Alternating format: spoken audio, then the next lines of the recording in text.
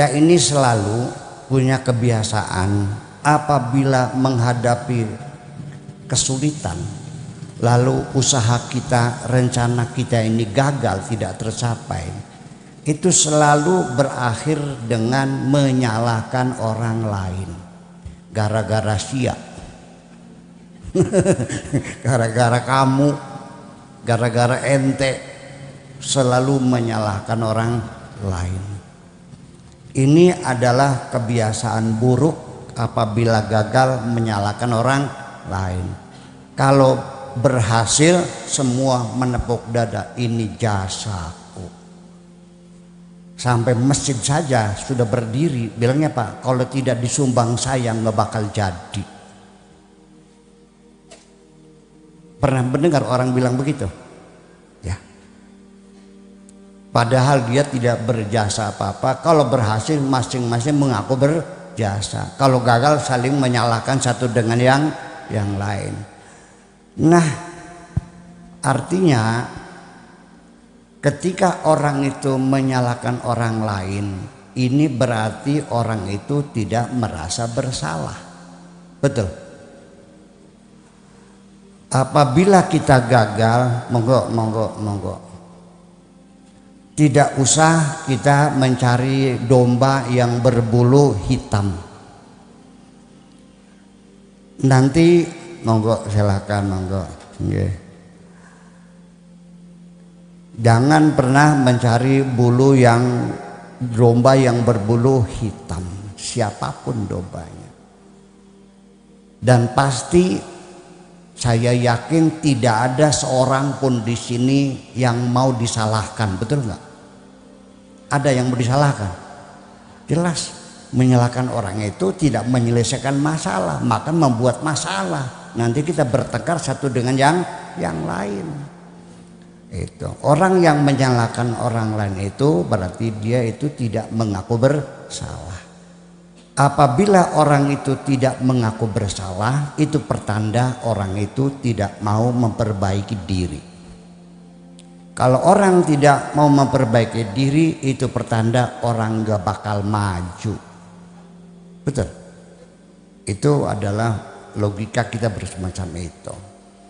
Nah, makanya apa sih salah satu sebabnya? Satu, kita selalu ketika mengajak masyarakat, apakah di sini ustadz, apa kepala desa atau tokoh masyarakat atau stakeholder di sini yang ingin mengajak maju, akan menghadapi kesulitan yang sama seperti yang saya hadapi, yaitu setiap diri pada kita selalu ada setumpuk alasan, selalu pembelaan diri, menyalahkan orang lain dan seterusnya dan seterusnya. Pertama, yang disalahkan selalu kepada situasi dan kondisi. Setiap kita ajak masyarakat, yuk kita bangun masyarakat supaya makmur. Aduh, kondisinya sulit sekarang. Situasinya memang demikian. Yang disalahkan macam-macam. Apakah itu peraturan pemerintahnya? Ya, diajak beternak burung, apa yang mahal burung namanya? Murai.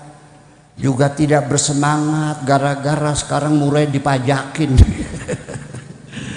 Iya, nanti mau nyupir taksi ke sana ke Jakarta, bisa tuh repot. Jakarta tuh ada ganjil genap, bikin repot saja.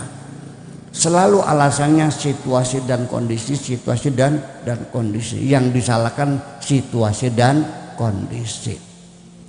Padahal semua dunia ini situasi dan kondisi sama. Mataharinya sama enggak? Bulannya, oksigennya, udaranya, anginnya, hujannya sama kok. Apa yang beda? Yang beda manusianya.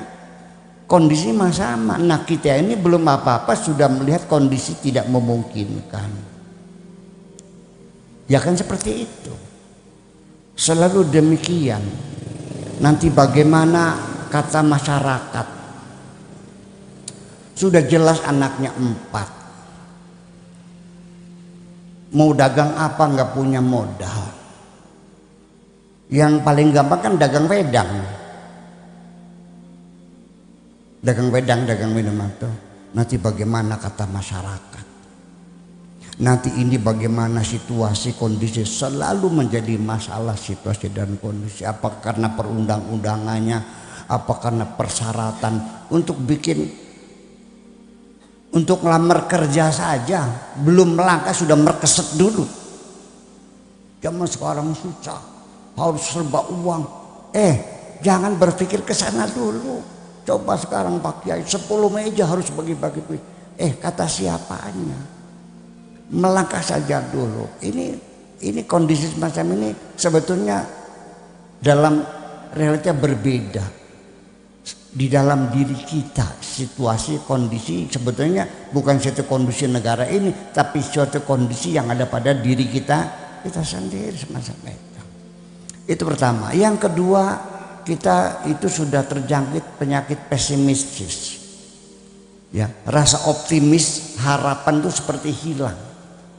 Kenapa jadi tidak ada harapan? Sebabnya kita selalu melihat realita yang ada pada diri kita. Saya dorong anak itu sekolah kedokteran, anaknya pinter. Saya dorong sekolah kedokteran. Pak Kiai, dari mana duitnya? Masuknya karena juta-juta, ratusan juta Pak Kiai. Nanti satu semesternya 50 juta, duitnya dari mana? Sudah hilang semangat dulu. Tapi kenapa tetangga saya anak tukang beca bisa jadi dokter kok? Baru terakhir saya kawinkan. Kenapa dia bisa? Karena dia punya semangat. Padahal mah untuk membuat orang optimis itu di kitab-kitab kuning tuh ada, di Al-Quran ada. Cuman sayang selama ini umat Islamnya ketika membaca Al-Quran bukan ayat-ayat motivasi yang dibaca. Yang dikurek-kurek itu haram dan halal saja, yang menimbulkan pertengkaran satu dengan yang lain. Bener nggak? Kan dibilang di kitab-kitab barang siapa keluar dari rumah, man kharaja min baitin multamisan li ilmin futihat lahu abwabul jannah. Apabila ada orang keluar dari rumah dalam rangka menuntut ilmu, maka pintu sorga dibuka bagi dia. Paham enggak? Orang kalau bercita-cita ingin mencari ilmu, itu pintu sorga dibuka oleh Allah. Artinya akan diberikan kemudahan, bukan sorga-sorga itu, diberikan kemudahan. Saya setiap hari orang datang minta tolong bermacam-macam. Dari mulai minta tolong suaminya nggak pulang-pulang ada yang minta tolong suaminya lagi punya selingkuhan yang baru lagi ada. Ya kan? Ada orang yang sakit nggak punya obat setiap hari. Saya ketika ada orang sakit nggak punya obat, saya terharu. Saya terpaksa sekalipun tidak ada, saya adakan. Sekalipun pinjam gak ada masalah. Tetapi ketika ada seorang anak pengen sekolah gak ada biaya, saya sampai menangis loh. Percaya atau tidak? Saya juga belajar ke luar negeri memangnya pakai modal? Enggak kok. Saya pergi ke Irak 71 itu hanya bawa uang $100, berapa banyaknya sih? Dan tiket juga bukan return tiket, one way. Artinya tiket berangkat saja pulangnya nggak ada. Datang sana dadak minta beasiswa, nungguin menteri di kantornya minta beasiswa. Ya. Dan ternyata di mana saja ketika dia seorang lagi menuntut ilmu, itu kali gana gitu, orang tuh terbuka semua hatinya. Percaya nggak? Ini ponakan saya juga, ponakan saya itu sekolah di Jakarta di IKIP, orang tuanya nggak punya. Pulang sekolah sore ngotel beca. Nah pada suatu malam dia ngotel beca, yang naik dosennya. Terus yang lihat, loh kamu mahasiswa saya. Iya. Kamu nggak beca? Iya. Kenapa? Nggak ada biaya. Terus apa yang terjadi? Besoknya dipanggil kasih beasiswa. Nah ini kita jangan pernah mendahului kehendak Tuhan. Itu hadis tadi itu artinya jangan pernah kamu menyalahkan, jangan sampai ada rasa pesimis, selalu optimis. Tidak ada di dunia ini yang tidak mungkin, semuanya mungkin, tidak ada yang mustahil. Menanamkan percaya diri semacam ini susah. Dalam mencapai cita-cita di dunia dia pesimis, tetapi ketika urusan sorga dia terlalu yakin masuk sorga. Aneh enggak? Karena saking yakinnya masuk sorga, sehari-hari mengkafir-kafirkan orang aja. Yang kafir, yang bid'ah, yang musyrik, apalagi yang zindik, yang sesat, macam-macam. Itu kan dari keyakinannya dia masuk surga. Kalau orang nggak yakin nggak mungkin. Saya nggak yakin masuk surga. Ya doain aja, mudah-mudahan bisa. Doain nggak Bu? Iya, tapi saya nggak yakin. Artinya wajah seperti ini pantas nggak masuk surga? Pak Edi, pantas nggak? Iya, ya kita ngitung aja lah semacam itu. Jadi pesimisme terlalu tinggi pada diri kita sendiri. Kemudian ada lagi hal yang menyebabkan kita sulit untuk berubah, sulit untuk diajak maju. Satu, salah meyakini tentang qada dan qadar. Nah, salah meyakini tentang qada dan qadar, salah memaknai takdir Tuhan. Sehingga orang itu dengan meyakini adanya takdir, akhirnya dia terbangun jiwa yang nihil, menjadi nihilisme. Lalu akhirnya dia tidak berbuat apa-apa. Toh semuanya sudah ditentukan oleh Allah.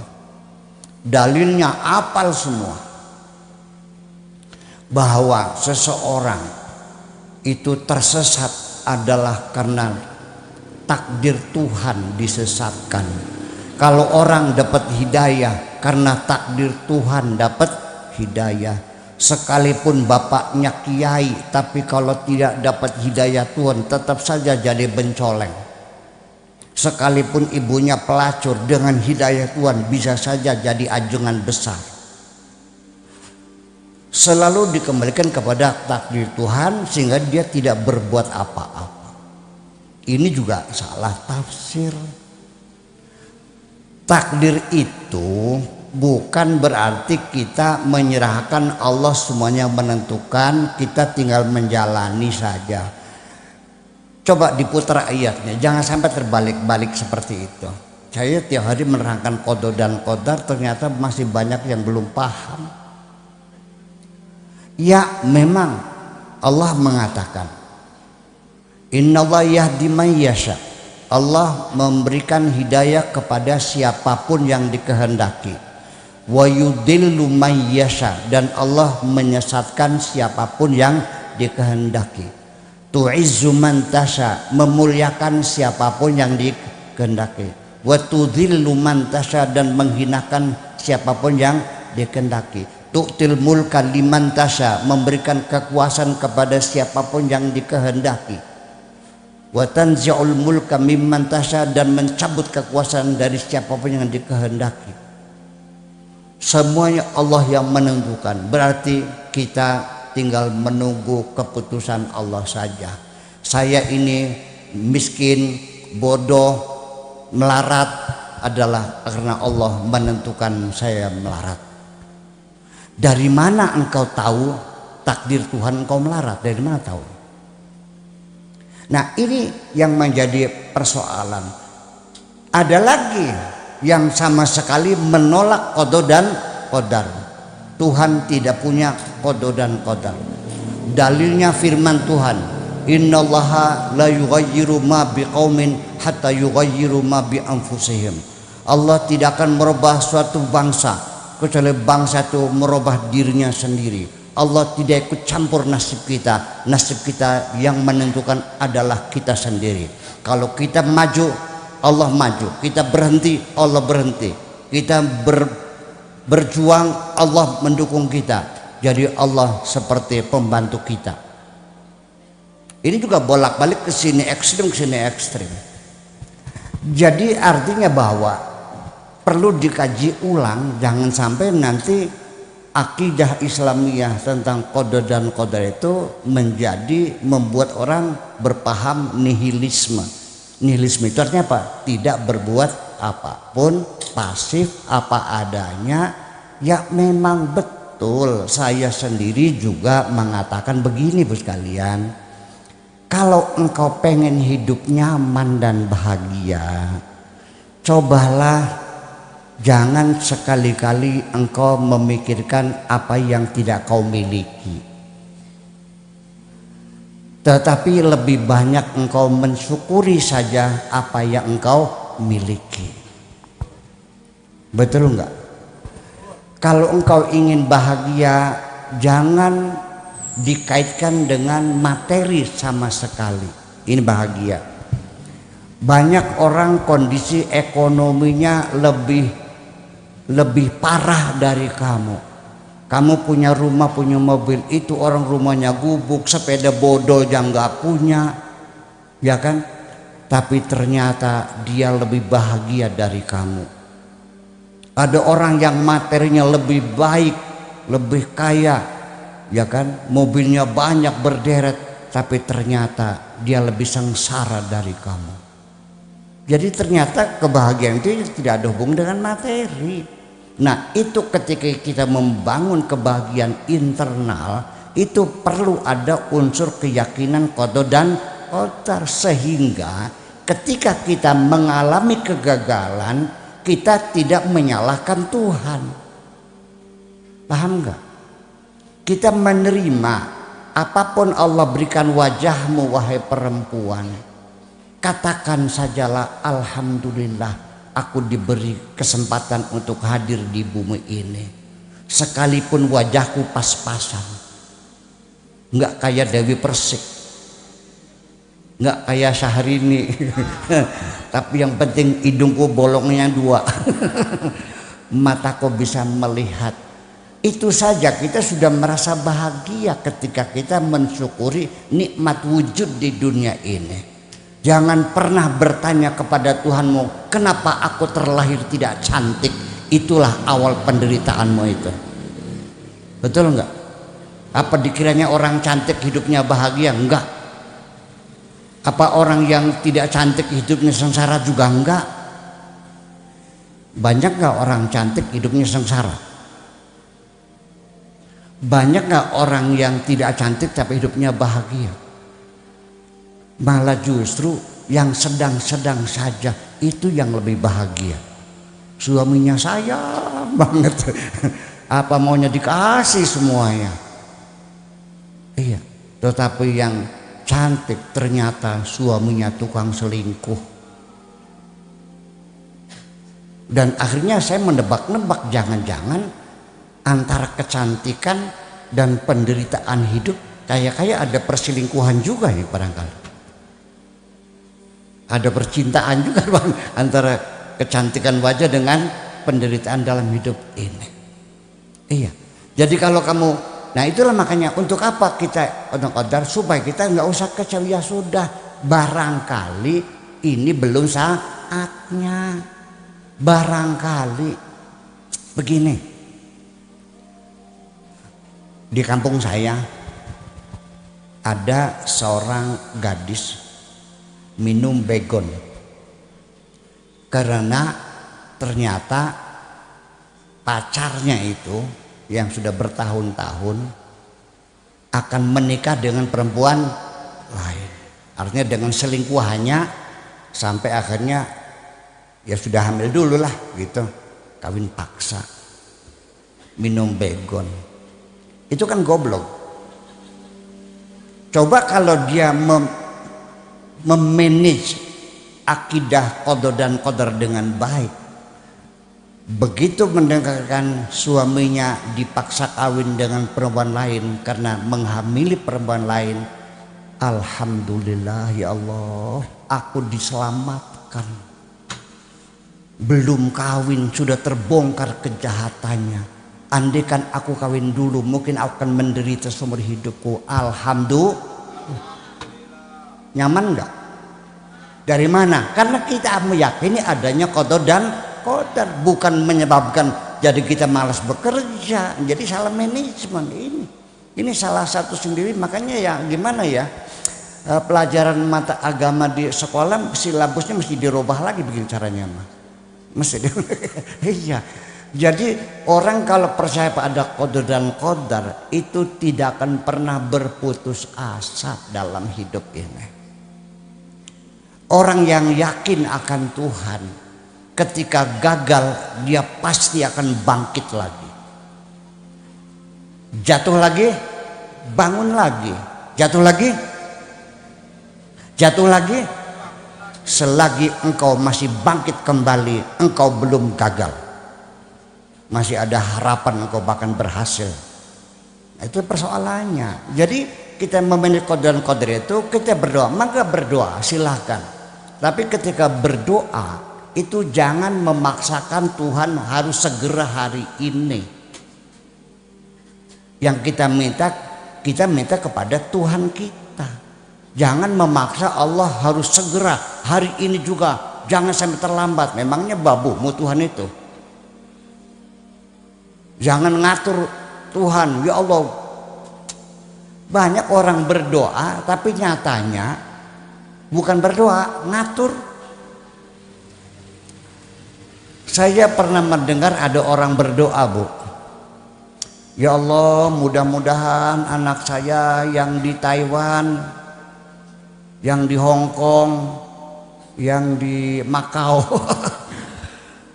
kirim uang pada saya. Mudah-mudahan yang pada utang pada bayar semuanya, dan mudah-mudahan rumah kontrakan di Jakarta ada yang kontrak lagi. Terus mudah-mudahan panen tahun ini jadi baik. Gitu kan? Andaikan malaikat bertanya, Bu, kok doanya panjang banget sih?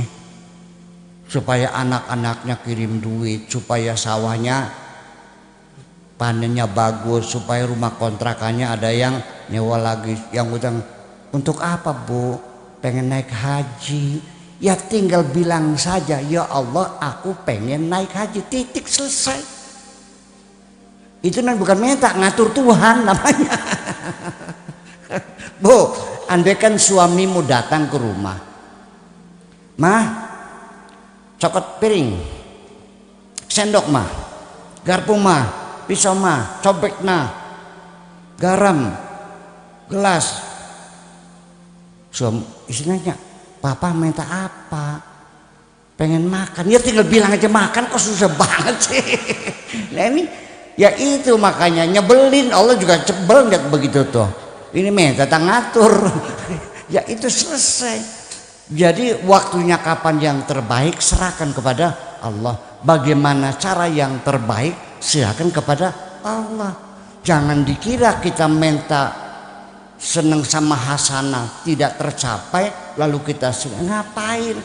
Cobalah kita punya praduga baik kepada Tuhan kita, bahwa saya ditolak cintanya dengan hasanah ini, saya yakin ini pertanda saya akan diberi ganti yang lebih cantik dari hasanah. Bapak-bapak pernah nggak motornya hilang? Ada yang pernah mobilnya hilang nggak? Ada. Ada nggak yang sawahnya gagal dimakan kelowor? Ada. Ada orang datang kepada saya minta tolong, Buya, mobilnya hilang, kreditan belum lunas. Gimana? Jadi disewakan sama temennya gitu. Ternyata dibawa kabur. Jadi maksudnya gimana? Ya kira-kira supaya dengan sadar orang itu mengembalikan. Oke, saya ikuti keinginan dia, saya doakan. Tetapi ketika saya hilang mobil, saya tidak mungkin menyuruh Tuhanku untuk mencarikan mobil saya.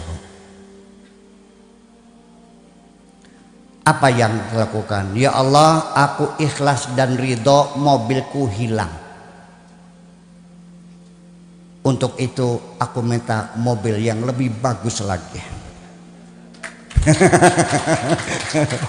Enak nggak? Ya ini artinya kita, ketuhanan kita kok jadinya seperti ini sih. Menganggapnya Tuhan itu seperti alok yang kepalanya korengan kiranya. Seperti keponakan yang kepalanya korengan yang bisa ditotoki kepalanya itu dikiranya. Allah itu Tuhan kita. Allah selalu menentukan apa yang memang betul itu semuanya. Jadi ke depan cobalah jangan menyalahkan situasi kondisi. Jangan kita memelihara pesimisme dalam jiwa kita. Yang ketiga, jangan menyalahkan takdir Tuhan. Yang keempat ada lagi yang menyebabkan kita sulit untuk berbuat, sulit diajak merubah, melihat masa depan yang lebih baik. Satu penyakitnya, pengalaman-pengalaman pahit masa lalu, kegagalan-kegagalan yang telah kita alami menjadi kenangan-kenangan yang menyedihkan, membuat kita tercekam, tidak berani berbuat apapun. Betul nggak? Gara-gara karena suaminya berselingkuh, setelah bercerai dia tidak mau kawin lagi, takut terulang lagi. Ya goblok. Manusia. Kalau manusia obatnya manusia lagi. Iya. Ngapain masih muda ya Pak Kiai, umur saya sudah 40. Bu, 40 tahun tuh sedang di puncak kecantikan. Ya Allah, nggak paham-paham Bu. Umur 25 masih pentil. Masih bau, masih asem ya bahasanya juga. Perempuan itu di puncak kecantikan itu umur 40 tahun. Ya, sampai 50 itu masih stabil. 50, 60 baru melandai. 60, 70 terjun bebas. Ya masih panjang. Ya kan masih 20 tahun lagi. Ya, kebahagiaan yang panjang 20 tahun lagi. Titik Puspa tuh 76 tahun loh, masih cantik jelita kok. Saya juga seneng. Iya. Nah itu, ibu-ibu pengen awet muda nggak Bu? Nggak usah pakai dibotok lagi dah, nggak usah pakai silikon lagi dah. Kalau pengen cantik dari diri kita sendiri. Jangan pernah menyimpan dendam dan kebencian di dalam hatimu. Karena itu beban. Orang kalau dendam makan gak enak, tidur gak enak. Betul gak? Badan pada sakit. Ngomong aja salah semua. Mukanya cantik gak? Jelek. Sok perempuan bagaimanapun cantiknya, kalau lagi marah cantik gak? Jelek kok. Iya, itu tergambar ya, memantul pada wajahnya. Ya, yang cantik itu cantik ke hati. Orang hatinya cantik, wajahnya cantik, percayalah. Iya. Pernah nggak berpengalaman pada perempuan yang sebetulnya standarnya cantik lah, tapi nggak menarik ya? Enggak, tapi yang biasa-biasa, tapi ada daya tarik yang luar biasa. Itu hati persoalannya. Bapak-bapak pernah nggak duduk di mobil di samping orang yang tidak dikenal? Pernah nggak? Ada perasaan nyaman banget di samping nih, menyenangkan. Bapak mau kemana? Mau ke Indramayu? Oh saya juga mau ke sana. Mana Jati Barang? Oh saya ke Celeng. Oh gitu, dari mana?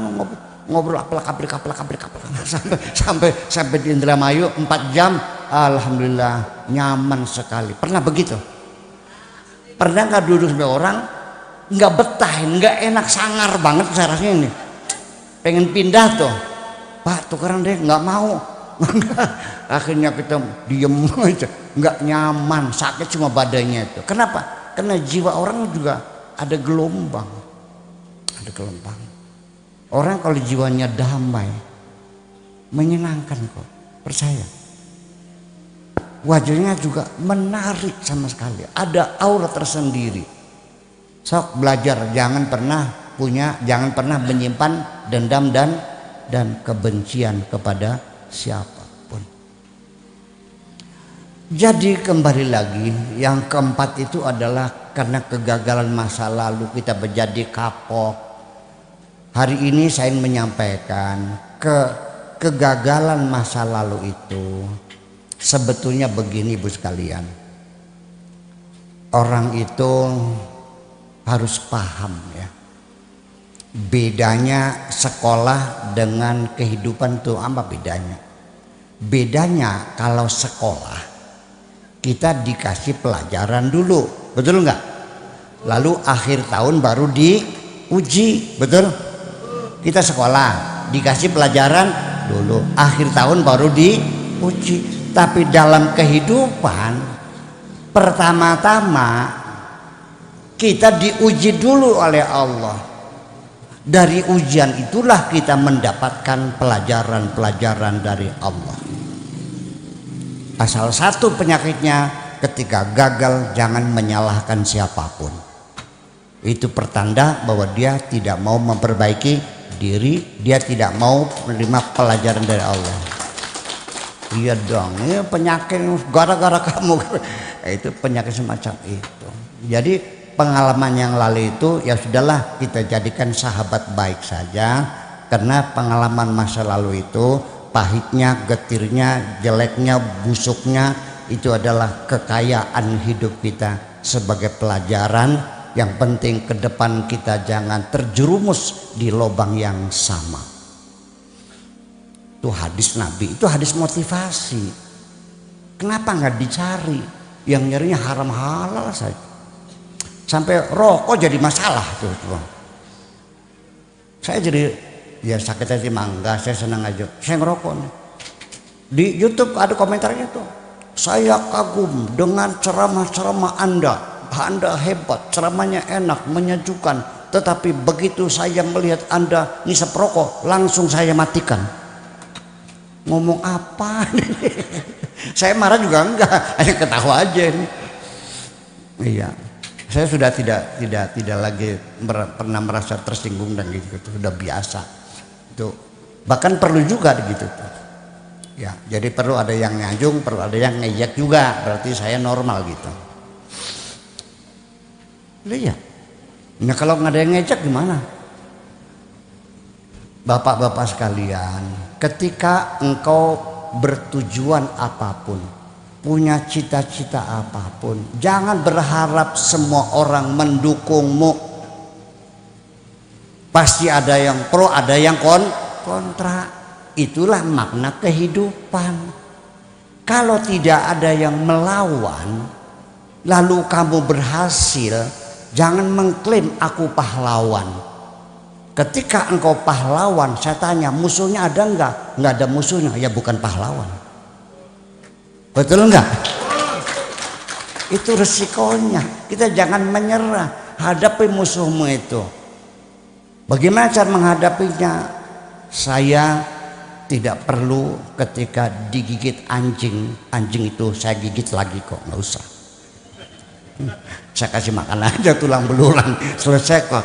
Sejak saya ngasih makan anjing itu tidak pernah menggigit saya lagi.